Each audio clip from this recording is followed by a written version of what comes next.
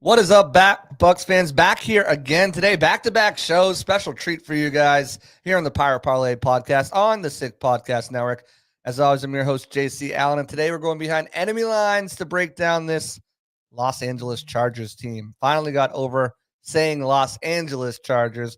I used to say San Diego. I finally got it down now, down packed. Still call the Raiders Oakland sometimes, but hey, that's neither here nor there. We got a special guest, as always, for today. We're going to be breaking down the Chargers offense, defense, what they do well, what the Bucs might be able to exploit, and all that and so much more, as we always do on this episode of Behind the Enemy Lines here on the Pirate Parlay podcast. And we'll do all that right after the break. Turn up your volume. Because you're about to listen to the Sick Podcast. Pirate Parlay. Battle intercepted, picked off in the end zone. Bucs are going to beat the Chiefs. We're the champions of the world. The sickest Tampa Bay Buccaneers podcast. It's going to be sick.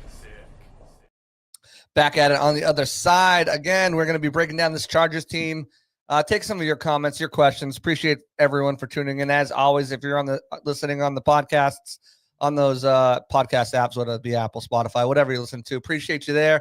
If you're here live with us on YouTube, appreciate you. Drop a like, drop a follow, subscribe, turn the notifications on, share it with a friend, and appreciate you guys as always being here. So with that being said, we'll jump right into it. Today's guest is Alex Insdorf. He is the host of Bolts Breakdown, covering the San Diego, I did it again, Los Angeles. You just said you weren't going to do it, and then you did. Just said I wasn't, and then it happened. So Los Angeles Chargers, they should still be in San Diego. It is what it is. That's a topic for another time. But Alex, how you doing? Welcome to the show. Doing good. Happy to talk about some good ball. This should be one of the better games, I think, of the week, for sure. Yeah, it's going to be. I was talking to John Ledyard last night on the podcast, and he said it's not going to get the hype because it's Bucs and Chargers, but it should be one of the better games of this weekend's schedule matchup here. But I want to talk about the Chargers before we get into their offense and defense. I want to talk about kind of their season so far. They opened up with 2 wins against the Raiders and the Panthers, and you're like, all right, maybe this team is going to surprise. Obviously, in a transition year, some thought bringing in a new head coach, a new GM in Joe Hortz and Jim Harbaugh, who just fresh off a natty at Michigan. He comes in. They're going to change some things. They want to kind of form it to what they want to do.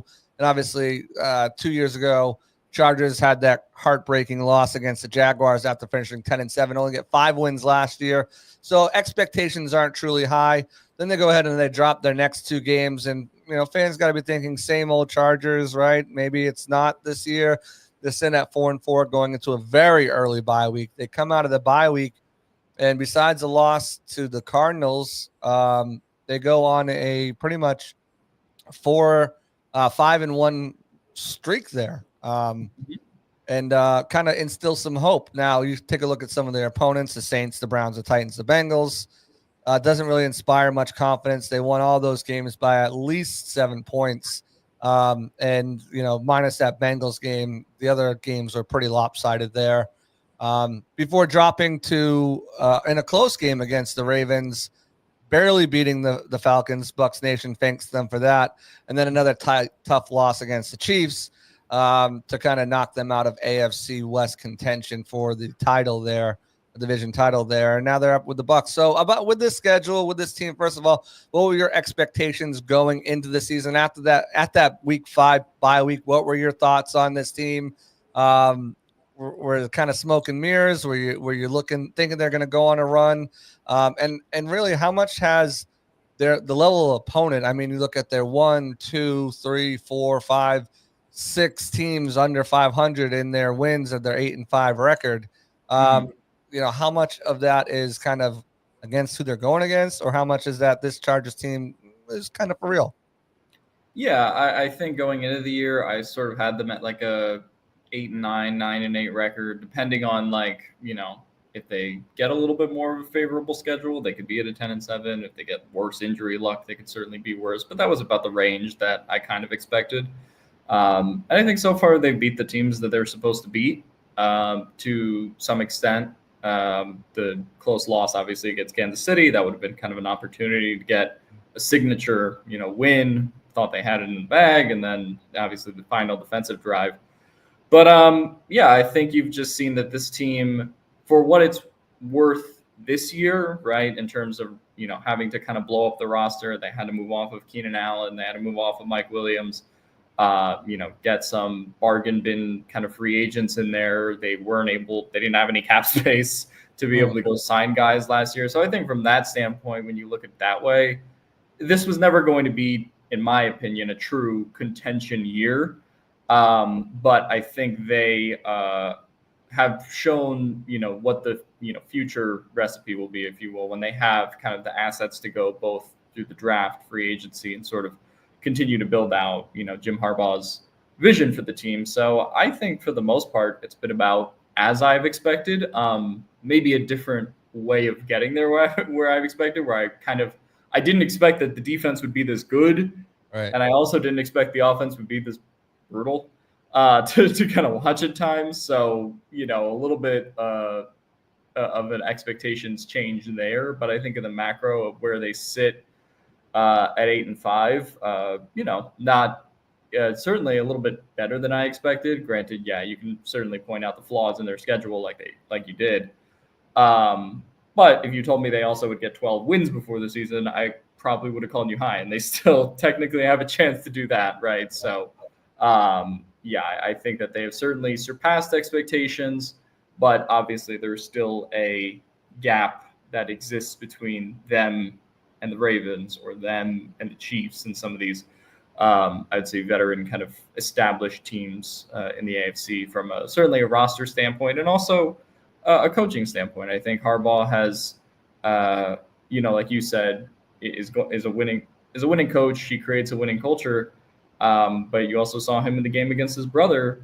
His brother, down 3-0, goes for it, 4th and 1, 16 on his own yard line early in that game, and it really sets the tone. And the Ravens are able to run the ball on the Chargers. That was a big moment in that game. And you saw Harbaugh punt a couple times after he crossed the 50-yard line of the Chiefs. Right. And so I think those were, two pivotal moments where it's like, okay, could they have won these games? And, that's how the NFL is in general. But you look down the stretch, down the playoffs, I think, considering the struggles the Chargers have had on offense, I think you want Jim Harbaugh to maybe get a little bit more aggressive down the stretch. Whether that happens, we'll see with, some must win. They got to get at least 2 out of these last 4 games to probably make the playoffs. So we'll see. Yeah, and you look at their losses too. Outside a 10-point loss to the Steelers in Week 3, they've all come in 1-score games. A 7-point loss to the Chiefs in Week 4, 2-point loss to the Cardinals in Week 7, 7-point loss to the Ravens in Week 12. Then, of course, a 2-point loss to the Chiefs here just last week. So and I think even that stretch of the Steelers and Chiefs in Weeks 3 and 4, Herbert, leaves the game against the Steelers because he had the ankle, and they have Taylor Heineke playing the last quarter, which, you weren't going to beat the Steelers that way. And then Herbert still had some trouble with the ankle against the Chiefs the following week. So I think from that standpoint, also that was an injury that kind of affected what their trajectory, could have been. Could they have been 3-1, coming out of that stretch instead of 2-2? But that's the NFL. Right. Up against, you mentioned that, they have the opportunity to still get 12 wins. Got to go 2-2. Obviously, the Patriots right now are looking like, and the Raiders are probably looking like some easy wins. And you got the Broncos, who they lost against early again, who they beat earlier this season. Again, one of these 1-score games. And of course, the Buccaneers this weekend. What's the general feeling around Chargers fans? What's the general feeling around Chargers media about this game this week against the Buccaneers? Is it one that you look at this guy, oh, they should have this? Is it one of them that they're like, well, this should be a tough battle? What's the general consensus kind of feel around the organization, around the players, around the media, and around the fan base for this week's matchup against the Bucs? Yeah, I think the feeling is that this team has had a way of bouncing back after losses, right? They have their only 2-game losing streak was the 2-game losing streak in which Herbert was injured. So from that standpoint, I think you certainly expect them to pick up their, level of play, and they will have, to some extent, easier opportunities defensively in the secondary against this Bucs team. But I'm not as confident maybe as other Chargers fans that this is, a win in the bag for them. The Bucs have 3 straight wins. They, have been a top 5 offensive team, in a lot of key statistical categories over the last month. So, and one of the YouTube comments in the chat points it out. But I'm a little bit scared for the Chargers offensively in this game with Vita Vea and Kalijah Kancey going against the Chargers' interior offensive line, which has been a little bit of a struggle all season. So I think this is an interesting game because there's certain weak points that I think the Bucs can really attack with the Chargers, and I think vice versa. There's some weak points that the Bucs have. So, it'll kind of come down to who is able to kind of get more of those, strategic, wins. So let's jump over to the offensive side of the ball. You look at their rankings this year so far, total offense, they're ranked in the bottom half of the league, 25th. They're only averaging 309 yards per game.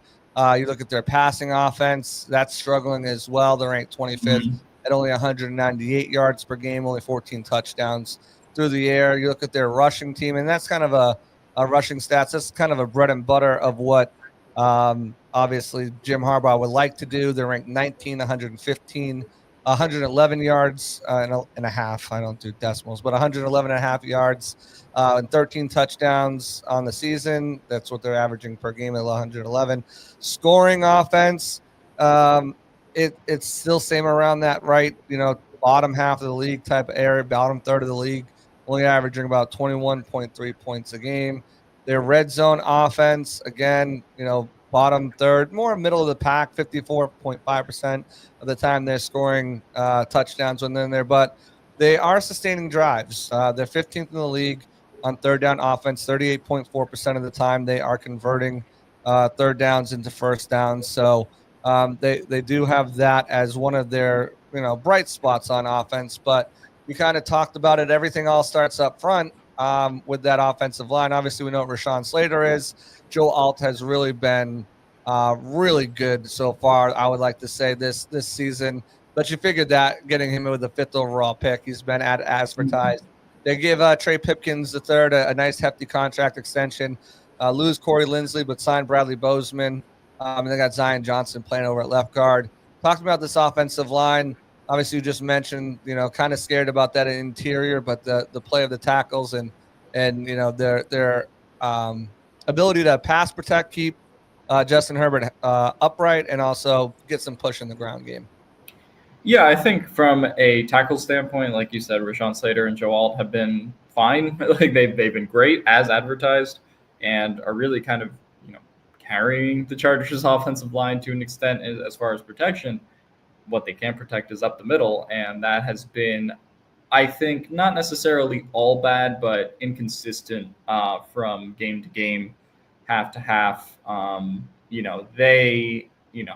Chris Jones kind of was able to really make his impact on the game, but I will say the positive of that was they didn't let him completely, wreck shop. And so I think that is kind of what allowed them to stay in that game offensively, despite not having weapons, despite not having Dobbins, Ladd McConkey. I think they were able to keep the Chiefs' defensive line a little bit at bay. And so if you get kind of a repeat performance from the interior offensive line, I think they are capable of meeting the moment. But now your problem is not just one person; it is 2 people, and Kalijah Kancey and Vita Vea, and then the opportunities that they could potentially open up for the rest of the Bucs defensive line and pass rushers. So that is the concern this week. I'm not as concerned necessarily about Bradley Bozeman. Zion Johnson, I think, has kind of up and down moments. Trey Pipkins has been the real concern. I thought particularly last game on tape was one of his worst this season. So if you're looking, again, for a Chargers weak point to attack, this is his first season in which he's transitioned from playing right tackle to right guard. I think there's been moments where he's looked really athletic, but it does also look like he's a guy in his first season of playing guard, right? And so I think the Chargers kind of hoped that some of his athletic traits would get him further along at that position than where he is right now. But they're also kind of, I think, willing to wait it out with him at guard until they can't anymore. And I do think he probably ends up starting at guard for at the very least the rest of the season. So they have used Jamari Sallier in a bunch of like goal line stuff, who comes in for Pipkins at right guard in a lot of goal line, short yardage situations, kind of pushing the pile on like a 3rd and 1, 4th and 1 type of thing. So I would expect that as something to watch in this game for them to potentially be able to do that. But yeah, that I think is the weakness in this game, is the Chargers' interior offensive line. And I think if they have a better than expected performance, then this game offensively for the Chargers gets a lot easier. If they have some of the recent performances they've been having, then this game does get a lot tougher. Yeah. And, you look at what the Bucs have been able to do up front, guys like Vita Vea, guys like Elijah Cansey, and then the rotation they have, Logan Hall, Greg Gaines. They've got quite a few strong players who can penetrate. The edge rushers for the Bucs haven't been as great. They've been getting a ton of pressure, haven't been able to finish. So watching that matchup between a guy like Yaya Diaby, Anthony Nelson, Joe Tryon-Shinka, if he's back, Chris Braswell against those pair of stud tackles is going to be interesting to see if they can push that pocket, collapse that pocket, and make it harder for Justin Herbert, who's dealing with some injuries of his own. We'll get into that here in a little bit. But I do want to talk about, speaking of injuries, that offensive tight end room is certainly banged up. The running back room has faced its fair share of injuries. J.K. Dobbins out for the year. Hayden Hurst out. Will Dissly out for the foreseeable future with a shoulder injury. He's already ruled out. You're down to Stone Smart, Tucker Fisk, and likely Eric Tomlinson off the practice squad there at the tight end position. Obviously, Gus Edwards is still there. You got Kamini Vidal, who's going to get some more touches, and Jarrett Patterson in that backfield. But just kind of talk about the skill positions. We'll talk about tight end and running back and kind of what the Bucs can expect from those guys. What have you seen out of these guys who are now going to have to step up in place of their top two options at tight end down? And obviously Gus Edwards has had that opportunity for the last couple of games, but what have you seen out of him and the backups that they have there if they try to get a change of pace back or if they need to give Edwards a breather? Yeah, so I think ever since Dobbins, has been out for the period that he's been, really since the second half of the Ravens game, you have seen them try to get opportunities going with Gus and Kamani Vidal, but Gus in particular, his game is not necessarily to create a lot of separation away. It's kind of to bowl people over. So if the defensive line is getting a lot of penetration on the offensive line, then, he's going to get stopped 2 yards in the backfield, right? So I do think they have had some, good opportunities for big runs, but for every 8 or 10 yard run they have, they might have, a 2 or 3 yard loss or they get stopped in the backfield, right? Right. So I think that has been the challenge. And against the Chiefs, they really had a struggle in the first half getting downhill and running the ball. And then the second half, things got better. And then when they got running the ball, that's when they were able to open up some of the play action stuff. They were able to open up some other concepts. Stone Smart actually played really well against the Chiefs. He had 4 receptions, something like 68 yards, kind of coming out of nowhere in that performance after Will Dissly went down. So I would expect them to kind of lean on him a little bit. And then I think the big variable is Ladd McConkey and whether or not he's able to play. He's listed as questionable. I don't even think he didn't warm up before the Chiefs game, so they didn't expect him to play as they got closer to Sunday Night Football. So we'll see what condition he's in this week. I think he's practiced at least limited each day. So that's a positive sign going forward, but dealing with AC joint sprain and knee sprain. So that I think is the big concern for the Chargers offense, because when Ladd plays, they are able to kind of force feed him a lot of targets, and it can open up some opportunities for other people. If they are asking, Quentin Johnston and Josh Palmer to be, the big drivers of the offense, as opposed to Ladd being the engine that runs, that I think is a little tougher for them to kind of create their own opportunities, as opposed to Herbert sort of having to, throw them open, more to speak. Yeah, and Ladd McConkey, obviously, as advertised, he comes in. He's a receptions monster, able to move the ball, move the change. chains as well. 58 receptions, 815 yards for a rookie dealing with those injuries. Obviously, Chargers fans would like to see him play. Josh Palmer, that steady vet who's been there for a while, 492 yards and a touchdown. Quentin Johnson, so polarizing. The Chargers spent a first-round draft pick on him. Drops have plagued him through both seasons so far, continuing to this season. But he's been fine in the end zone. He's a big target. He finds the end zone, 7 touchdowns, leads the Chargers in that area this season, 414 yards, 29 receptions. If McConkey can't play, you're looking at Palmer and Johnston as your, top 2 targets. And then, obviously Jalen Reagor is out as well. Who steps up for them? It hasn't been DJ Chark. Do you have, Darius Davis is a guy who's made some plays. But again, I mean, you talk about guys who have really impacted the game, touched the ball a ton. And after Quentin Johnson, J.K. Dobbins is no longer an option. The next closest guy has only 8 receptions, which is Davis, and then Hayden Hurst, who's not available, Jalen Reagor, who's not available. It kind of, and as you mentioned, Stone Smart only 6 catches in this season. Tucker Fisk only 4 catches. Who's the guy that needs to kind of step up and take over for them at wide receiver? McConkey can't go. Yeah, I think in that case, it kind of does have to be a Josh Palmer game. I do think he, got some stuff going in the second half against the Chiefs in particular, came up with a couple big conversions, but him and Herbert did miss, an opportunity in the first half for what would have been a walk-in touchdown. Herbert just overthrew him a little bit, kind of a miscommunication with Palmer's route there. So that would have been an easy touchdown. So I think that is the connection that needs to get. They've had a couple opportunities for big plays between Herbert and Palmer. And so that, if you are not getting that out of McConkey, if you're not getting that out of QJ, I do think that comes down to Palmer sort of being the guy to be able to step up and come up, with a 70 to 100-yard game. That, I think, is what the Chargers would hope if McConkey is either kind of limited or can't go, or, they're just not getting production from elsewhere, like you said. And let's talk about the guy who makes all that production happen, Justin Herbert.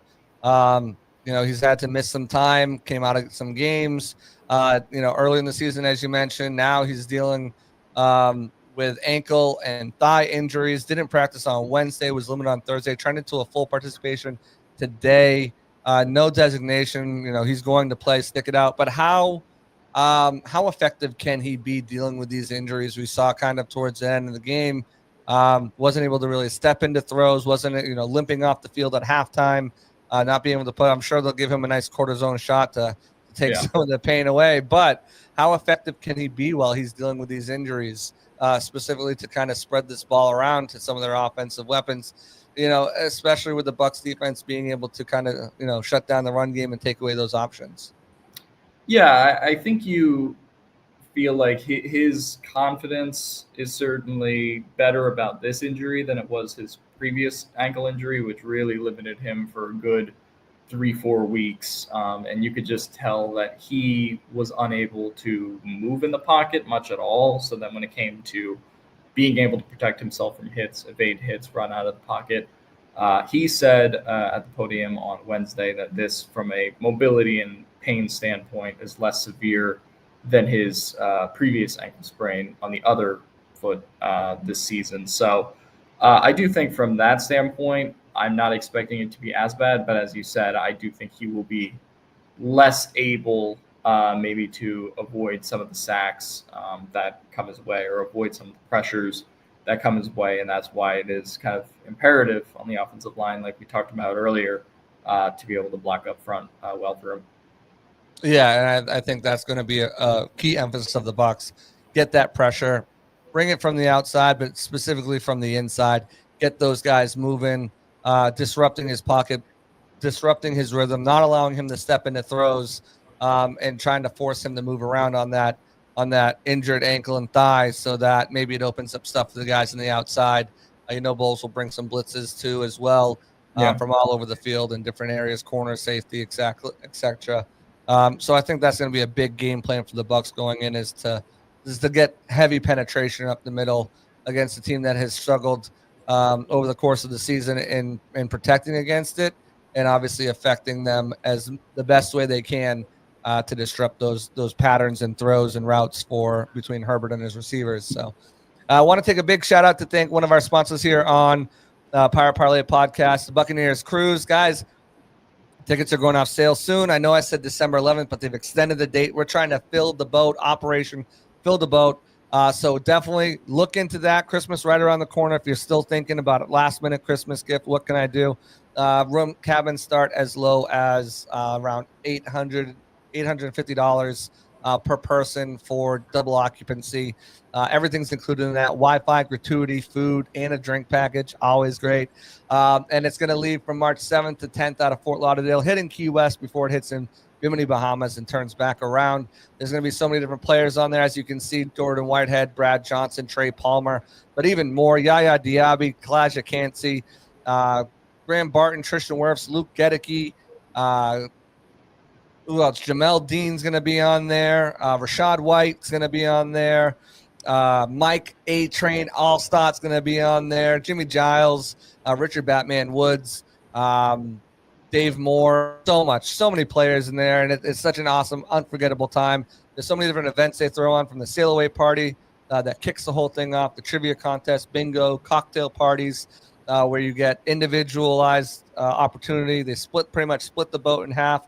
Group A goes one night, Group B goes the other night, and you switch and get to meet all these players, have some one-on-one time to talk to them, not just rush through like an autograph line. It's an amazing time. They do player panels, a water volleyball competition between the players and then between the crew of the ship, which is always fun.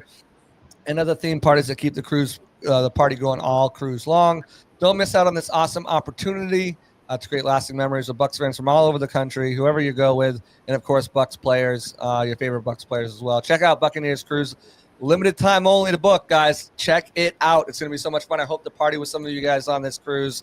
My personal motto: if we're moving, I'm boozing. So you can find me at the Make Your Old Fashioned bar down in the casino. Last year, played craps with Jamel Dean, played some blackjack with Luke Gedicke. That could be you this year. And of course, these guys love this opportunity to talk to you guys and kind of get to know them as people, not just players. So definitely check it out if you haven't. If you got the budget for it, check it out. Want to move over to the defensive side of the ball because I feel like the Chargers have been a little bit better there. And this is a very fast fly to the ball defense. They are rally tacklers. They don't give up much yards after the catch. And you can kind of see, even with some of the limitations they have on there, obviously Alohi Gilman's on injured reserve and Sante Samuel Jr. is on injured reserve. They've had guys step up. Denzel Perryman, Joey Bosa, both questionable for this week's game, and we'll talk about that injury report a little bit more in depth here soon. But I when you look at this defense, they rank 13th in total defense, only allowing 117. Actually, I'm in the wrong spot. They're 11th rather in total defense. I had it right. 323 yards per game, 21 touchdowns, total touchdowns allowed. The passing defense, it's a little bit worse than it's a little bit better than the run defense, rather. They're 8th in the league, only allowing 206 yards per game, 15 touchdowns. Run defense, a little bit worse than that, but not by much. They're 13th in the league, allowing 117 yards on the ground and 15 total touchdowns there. Their scoring defense, they're the number one scoring defense in the NFL. They are very stingy with their points. They don't allow a lot. 15.9 points allowed a game, only 21 total touchdowns allowed. They are keeping guys out of the end zone at a great clip and out of the red zone because their red zone defense is 41.9%. It's going to be a good matchup against one of the top scoring offenses with the Bucs. They are, of course, when you look at their scoring offense, they are the 5th best scoring offense. When you look at their red zone, the 3rd best red zone offense, and you look at the Chargers' third down defense, again, they are doing pretty well. They're 7th in the league. 35% of the time, they're limiting opponents to converting on third down. The Bucs are 2nd in the league, converting 47.2% of the time. Talking about this Chargers defense, what stood out to you? Obviously, at the top of the show, you mentioned, they've really been kind of the heart and soul and kept this thing chugging along. You see, even in their losses, they are close losses and low scoring losses. The only big loss, over 30-point loss that they had, over 30 points scored by another team, was to the Ravens. Every other loss is 19 points, 17 points, 17 points, 20 points. They are doing a great job at limiting opponents from scoring. And when they're playing opponents who are under 500 or expected to beat, they're doing a great job. 10, 3, 16, 8, 10, 17. The Bengals were the only one that put up a good amount of points on them in a win. And of course, the Falcons only got 13 points. Talk to me about this defense. Yeah, I think this defense has been a lot better than anticipated going into the season, and they've had guys who weren't expected to be key contributors necessarily step up, and rookies like Cam Hart and Tarheeb Still, who were kind of their starting outside / slot corners in Tarheeb, who has the flexibility to go in there. Got them in the 5th round, and they're playing two of the top corners in this class so far. So that's kind of mitigated, like you said, the loss of Asante Samuel Jr. that they've had him step up. They've had great, safety play from obviously Derwin James, who's playing some of the best ball of his career. But they've also had, guys come off the street like Marcus May, and he gets a pick on Kirk Cousins. The same week he signed with the team. So I think Jesse Minter's defense has proven to be very versatile and kind of easy to learn for players in a way where they're all really gelling with each other at this point in the season. And one of the best things for the Chargers is, if you have a struggling offense like they do, they are winning the turnover battle in a lot of these games, one of the better turnover margins in the league. I think they're still at plus 11, somewhere around there. So I think they are an opportunistic defense like we saw against the Falcons. And so that can kind of do well for the offense. And you talk about Baker in his last couple games, right? Obviously turning over the ball a little bit more over the last month compared to what he was doing before. So I do think that is an opportunity for the Chargers to force some bad throws, obviously force the defense to kind of make some mistakes, force the Bucs offense to make some mistakes. So I think that is kind of along the lines of what they'll, attempt to do in this one. And then, like you said, kind of like Todd Bowles sends a lot of blitzes. Jesse Minter will, take his chances there, kind of on the money downs as well. And I do expect, Khalil Mack to obviously have a very good game and then manufacture kind of the pressure from other spots. But obviously a really good year for somebody like Poona Ford as well. He's one of the top defensive tackles by pass rush win rate. Yeah, they are plus 11 too there. Just talk about Jesse Minter for a second too, because he's obviously been a kind of a revelation. I had John Ledyard. He talked about him and Liam Cohen being two of these young kind of guys, up and coming guys on the defensive side. What about his system has allowed these guys to play so fast and so free? Because you're installing a new system. Usually it takes a while for guys to kind of find their rhythm, but it's kind of been they fly to the ball. They're quick to recognize, diagnose, and it's not just one player. You're seeing a lot of team tackles. A lot of guys are recognizing what's going on. If they can't make the stop before the catch or before, maybe the back bounce outside, they're recognizing where it's going and shutting it down before it becomes an explosive play. Just talk about his impact on this defense and how it's kind of allowed these guys to play so fast, so free, so quick, so soon. Yeah, certainly has surpassed my wildest expectations. I think he's really been able to mix and match his fronts and coverages really well, where he'll show you one thing in the front, but the coverage looks a little different. And so that, I think, has gotten quarterbacks to obviously make some mistakes. And really a lot of their mistakes this season that I can think of on defense have been, they just missed a tackle and it went for, a big play, right? Which is kind of, you set up everything really well, and then, but that's not on Jesse Minter. That's on the players to be able to make tackles.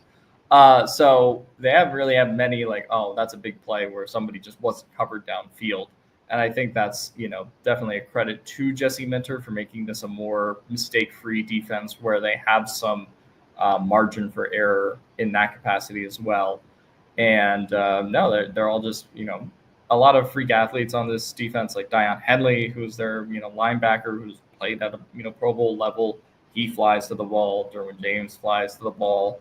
So they have a lot of players like that, and I think everybody just kind of feeds off their energy a little bit when it comes to that stuff. So they've certainly been able to make tackles, and that's been a huge part of their success, I think, in the run game as well, being kind of almost like a top 10 run defense. They play with a lot of light boxes where they want that kind of too high safety look on a lot of plays, and they've been able to defend the run despite that. So I think that is kind of their thinking is, okay, if we can kind of not bottle up but contain Bucky Irving and Rashad White from a run defense standpoint, then we can, with these lighter boxes, that we can force some Baker throws, maybe that are a little bit errant downfield, or maybe shouldn't have thrown that. Kind of like their game plan a little bit against the Falcons with Kirk, where they were pretty productive with Bijan and Algier, but when it came to the passing game, that's kind of where their game plan got muddled. So I think that's sort of where Jesse Minter really excels. Yeah, you look at this team. 35 sacks, 39 sacks in the league, fifth in the league, 39 sacks this year, fifth in the league. But surprisingly, they're not coming from the names that most would think. Joey Bosa is one of the names you always think about when you think about the Chargers. Khalil Mack is obviously there as well. They signed Bud Dupree in this offseason as a guy who can come in rotation. Between the three of them, they have 14 sacks, which is pretty good. But none of those guys are the team leader in sacks. Is actually Tuli Tuipulotu. I always screw his name up. Go ahead, say his name for me. Tuli Tuipulotu.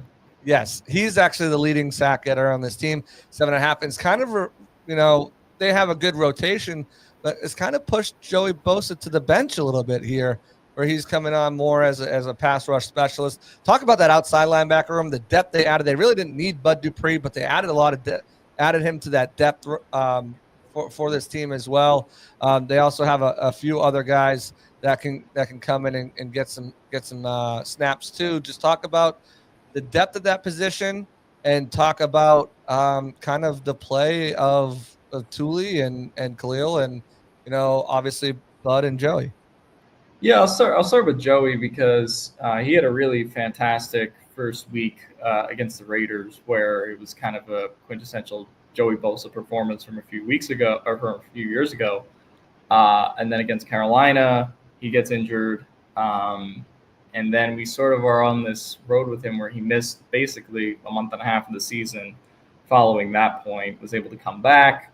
And I think after he's come back from this hip injury he has been up and down. I think there's been moments where he has been kind of his old self, but there's also been moments where he does actively look a little slower. And so I think that it's not so much that Tuli has, pushed him to the bench. I think it's just that Joey is probably at a point in his career right now where they are kind of going to have him, they'll try to get him to 50, 60 snaps, but there will be some days where that's not possible. And so that I think is where Tuli's growth comes in. And then, you say they obviously didn't necessarily need Bud Dupree on paper, but I think this Bosa injury has definitely opened up, hey, have as much defensive line depth, both at tackle and at edge, as possible. And I think that is kind of what they've been going for. And then obviously you generate some pressure.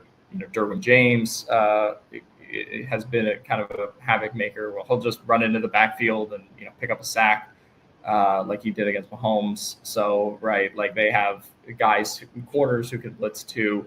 Kind of similar stuff you've seen from Todd Bowles or Spags in Kansas City. So I think that's really they've been able to generate a lot of pressure because of scheme, and then even though maybe Khalil Mack's not leading the team in sacks or pressures, he's opening up an opportunity for somebody else to go get a sack or free up somebody else. So that I think is really where the defensive line has come in. I hope that Joey is kind of in a more like the first half against the Chiefs than the second half. I think that is sort of where his best play was. so far this season, but I think that's just kind of where the Chargers are right now, where they're probably going to more heavily rely on Khalil and Tuli certainly off the edge, and then have Joey, come in certain snaps, certain formations. He'll still play a lot, but you're not necessarily betting on him to be the pressure generator that he used to be, more so than maybe the cleanup guy. Yeah, that makes a lot of sense. He's still very strong, pass rusher when he's feeling healthy, when he's right. But I think a big underrated part of this defense that not a lot of people, if you're just a casual or not kind of paying attention, addition to this team this year was you mentioned him earlier, Poona Ford. Comes in as nose tackle. He's had 3 sacks in the season. He's even had an interception. And 18 tackles. But what he does to help anchor and what was a terrible run defense last season, really kind of keep this team in teams in check, running the ball. As I mentioned, 13th in the league. I think 111 rushing yards per game they're allowing, which is a far cry from what they were doing last year. Just talk about the impact that he's had on this team. Tier Tart's also had some strong play as well. I think he has an interception too. What's up with big guys making interceptions over there for the Chargers? Well, Tier had an interception, but then when he ran it back, that was in the Cardinals game. He ran it back, and then he unfortunately fumbled it. Big man's not used to having the ball in his hands. But I think Poona Ford, like you said, has been a revelation. I just was looking at some of his numbers today. And I often say on my show, it feels like he's traveled back to 2020, Poona Ford, which I did not expect when they signed him, and I don't even know if they expected it when they signed him. But definitely back to that, pass rush pressure, generator consistently. Is 8th amongst defensive tackles in pass rush win rate. He has 15 run stops, which ties his 2022 total, but he's played 130 fewer rush defense snaps. So he's putting up, production that's adjacent to his other seasons, despite, it having 4 games left this season, right? So, he's been a revelation for this team, I think, from a pass rush standpoint. And I don't know where this defensive line certainly would be without him. So, yeah, he's been amazing.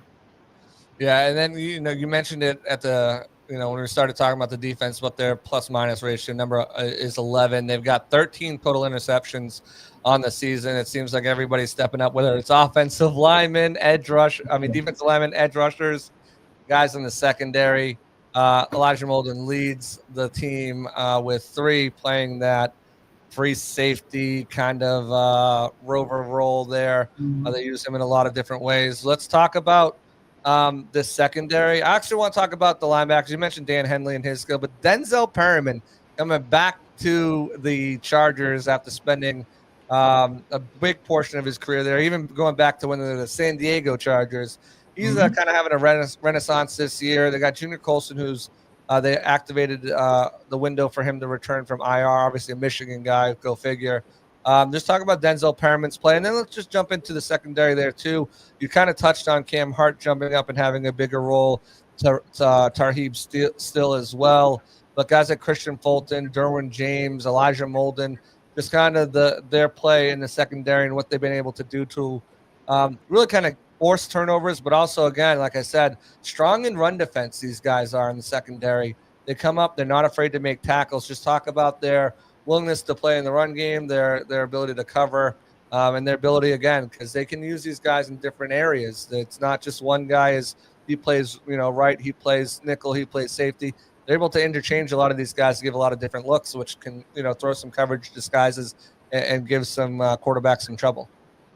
Yeah, I think starting with the linebackers, like you said, Dayon, who I talked about, he's been great, very physical tackler. He's getting 9-10 tackles a game now. It feels like pretty consistently. And then Denzel, like you said, unfortunately they've missed him for the past couple of games. He's questionable in this one, but you see the difference in how they were defending the run kind of before this recent stretch versus then the first game without him was against Derrick Henry, which that's not the game you necessarily want to miss Denzel Perriman for. Say less. So, I think they hope to get him back this game, and then having him and Denzel together, Junior Colson kind of getting back into that rotation.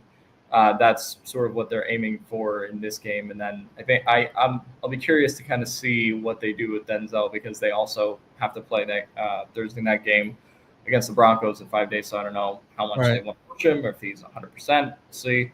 But then getting into the secondary, I think that, like I said earlier, it's been a really teachable system for some of these guys to come in and make a difference. Elijah Molden, who was their interceptions leader, like you just said, he wasn't on the team until August when they traded for him from Tennessee to kind of be, a little bit of that safety rover, like you said, playing some slot sometimes. But his revelation there, I think, has been huge. And then, with Alohi Gilman on IR, that kind of that performance from Molden has allowed the secondary to have a little bit more flexibility, have Derwin still do a lot of the Derwin stuff where he's, kind of a chess piece used at all three levels of defense, instead of just having to play safety, because they need some help back there. So I think that's been a big thing.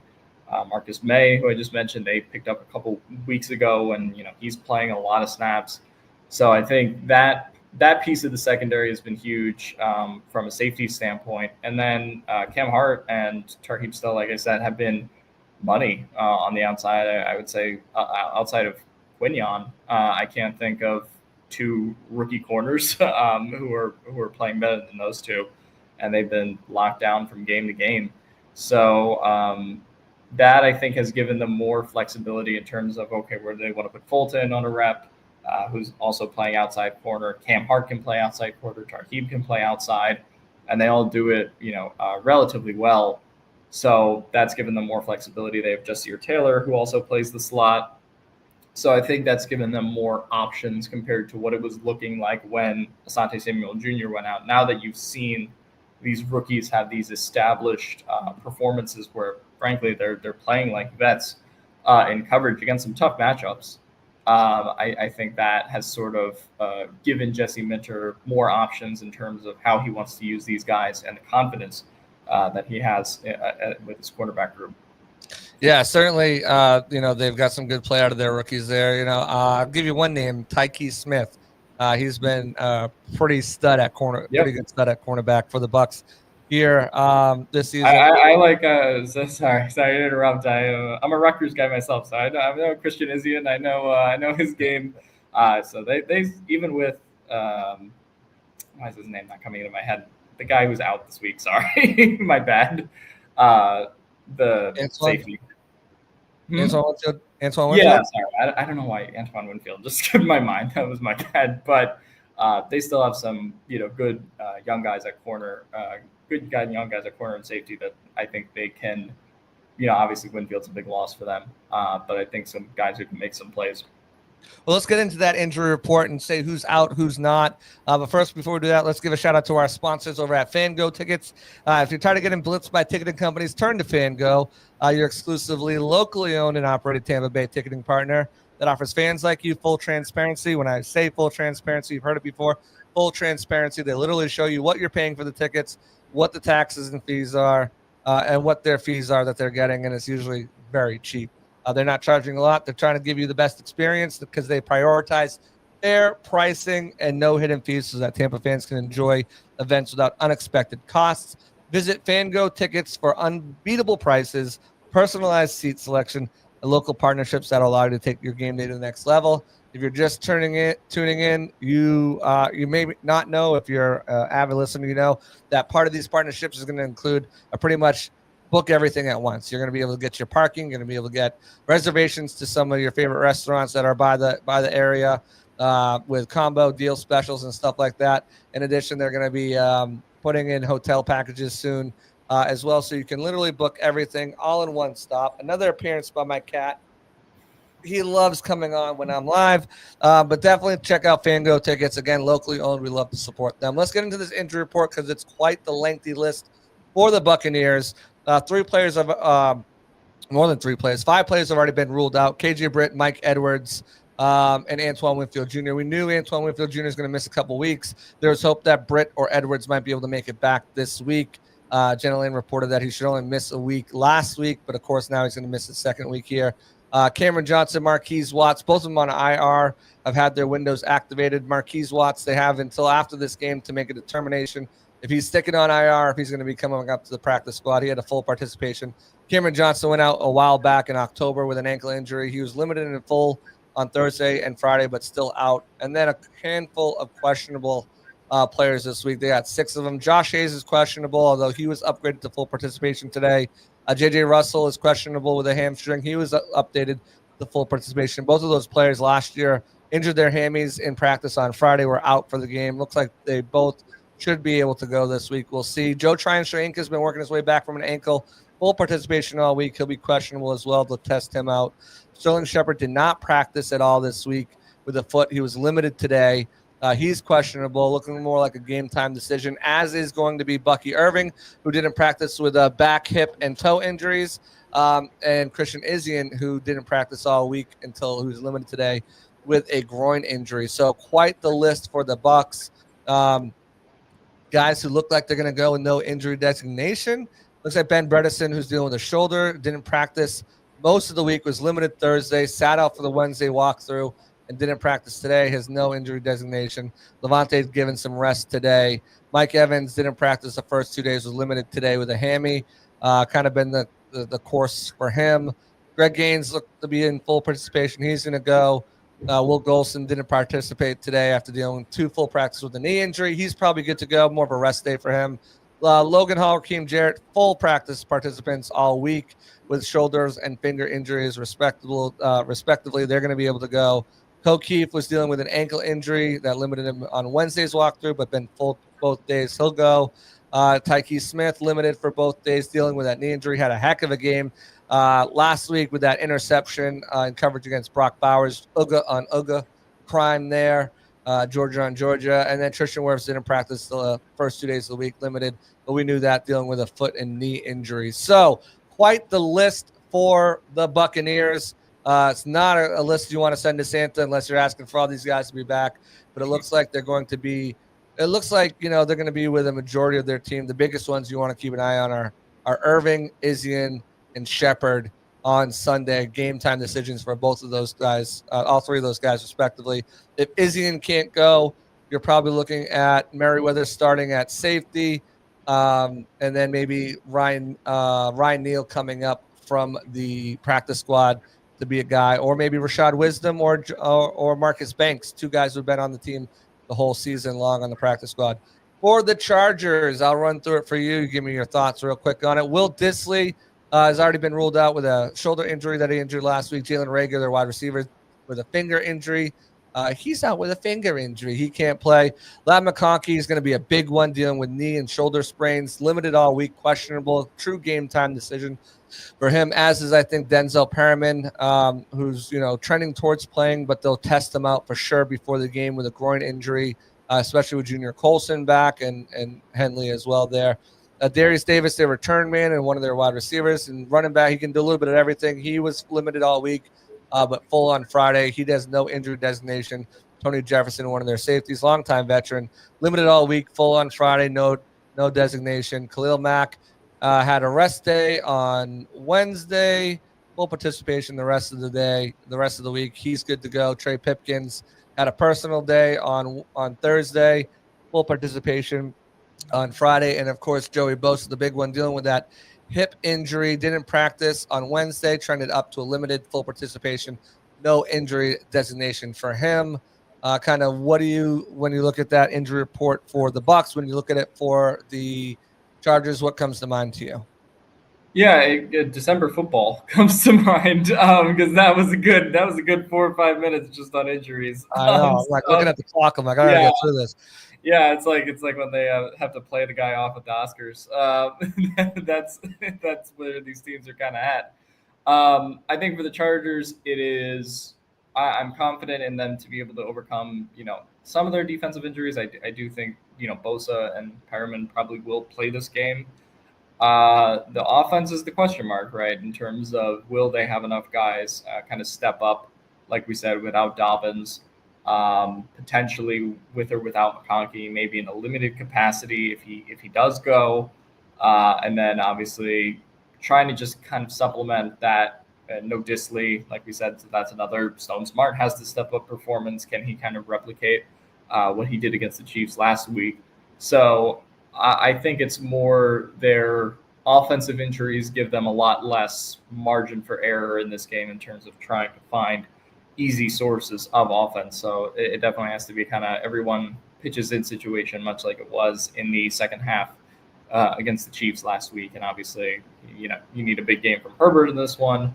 Right. And so you look at that Bucs injury report and you go, okay, they have some problems in the secondary. So can the Chargers offensive line stand up long enough against the Bucs defensive line to get Herbert some opportunities to throw on that secondary?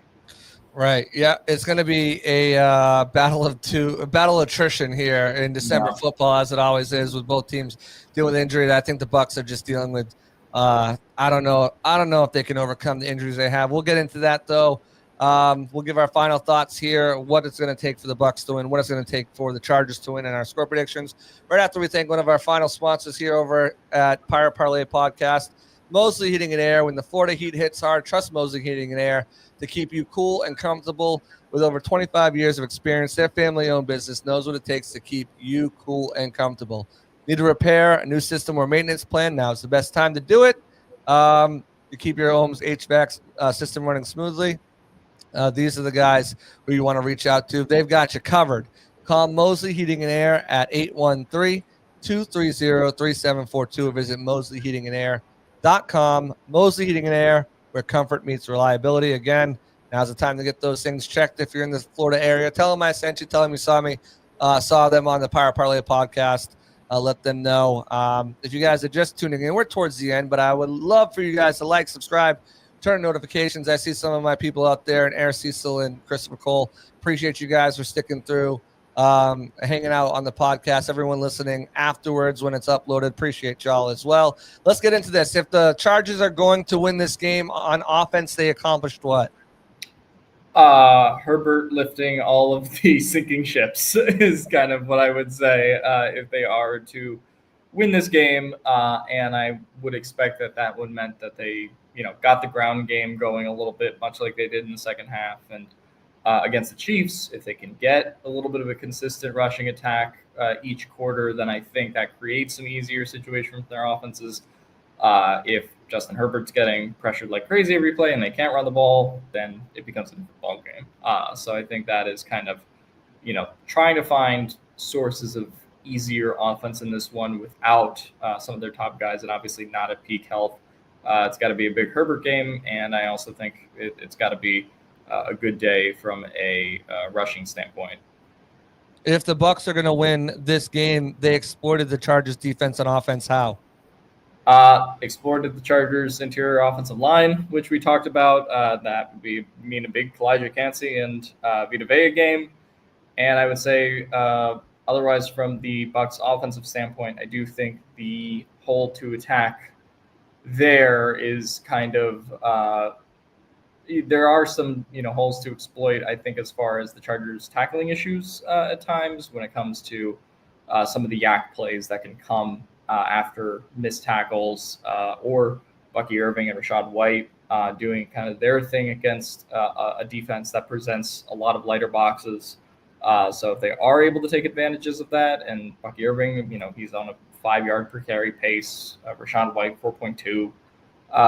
So if they are able to kind of get that consistent production, then I think that creates some issues for the Chargers. And if they are able to get some, good, well-executed screen plays, and the Chargers miss on some tackles there, that creates some opportunities for the Bucs as well. So I think that is kind of the recipe for the Bucs that then, Baker can kind of build off of with a good run game, good screen game.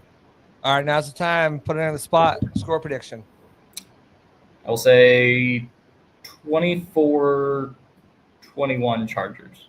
All right, I'm going to roll with you on this one. I think the Chargers are going to win this game. I think it's the second or third time I picked against the Bucs, but I just think the Bucs are banged up. I think they're too banged up, especially in the secondary, especially on defense. If Bucky can't go, if Shepard can't go, I think that it's gonna cause some problems, and I think this is the game that injuries kept up to the Bucs. I think this is the game they can lose. If they prove me wrong, I think it will show that they can beat a team that's obviously not under 500, which all their remaining opponents are, and previous opponents after the bye week have been.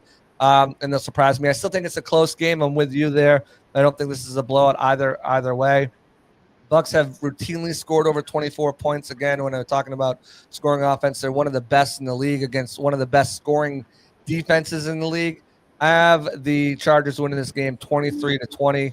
I think Dicker, the kicker, will have some good plays over there, some good kicks, and I think at the last minute maybe they drill one through, crush some Bucs fans on the road. But I think it's gonna be a close game. I think there's some ways that the Bucs can exploit this Chargers defense, and I think there's some ways that they can really create havoc on defense for even with all the injuries for Justin Herbert. But it's got to take everybody doing their job, hitting their assignment, and it really hasn't happened all season. So that's going to do it for us here. Go ahead, Alex. Go ahead, promote yourself. Tell them where they can find all your work. If you guys want to get in touch with Alex on social media, and if you want to follow some of his work, where can they find you? Yeah, you can find me at Insdorf99 on Twitter. I do articles on boltbeat.com where I cover the latest Chargers news, press conferences, and stuff like that, and do a weekly show on the Guilty as Charged podcast YouTube channel, in which you can check out Bolt breakdowns for post-game reactions. So if the Bucs win and you want to laugh at me on my post-game show, then you can go over there. Awesome. All right. Thank you so much, Alex. For everyone else tuning in, I appreciate you guys. Make sure you guys like, subscribe, share, turn notifications on. It's going to do it for us over here at the Pirate Parlay Podcast on the Sick Podcast Network. I'm your host, as always, JC Allen. Bucs got a good test this week, and we'll see if they can come through and pull off the win. That being said, we're out of here. Peace out. Enjoy your weekend, guys. And that's a wrap. Hope you don't miss us too much until next time. Follow the Sick Podcast Pirate Parlay on YouTube, Facebook, Google Play, and Apple Podcasts.